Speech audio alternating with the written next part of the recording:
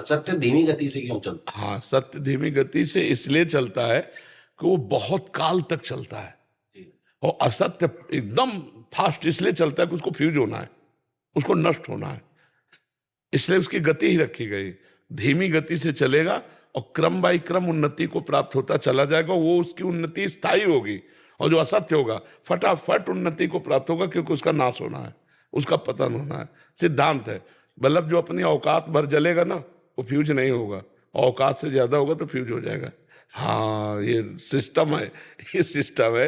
तो अधर्मी पुरुष पापाचरण करने वाला, उसके जो पुण्य है उसके फटाफट पुण्य नष्ट कराए जाते हैं, क्योंकि उसको दंड देना है। तो जहां उसके पुण्य लगे वो पाप कर रहा है, तो उसको लाभ पे लाभ प्राप्त होता चला जाता है, और वो पाप में और रति करता है। और जहां उसके पुण्य नष्ट हुए, पूर्व का पाप लगा और वर्तमान का पाप संयोग हुआ, ब्लास्ट हो गया, बिल्कुल धज्जियां उड़ जाएंगी, किसी काम का नहीं रहेगा। और जो पुण्यात्मा पुरुष होता है उसको पहले पाप भुगाया जाता है, ये सिस्टम है। जैसे महाराज नृग बहुत पुण्यात्मा थे, तो उनको पहले पाप का दंड मिला, गिरगिट बन गए। इसके बाद दिव्य लोकों की प्राप्ति हुई। तो पापात्मा पुरुष को पुण्य भुगाया जाता है, क्योंकि जल्दी पुण्य नष्ट होता उसको दंड दिया जाएगा ना, नहीं तो पुण्य बाधा पहुंचा देगा दंड देने में।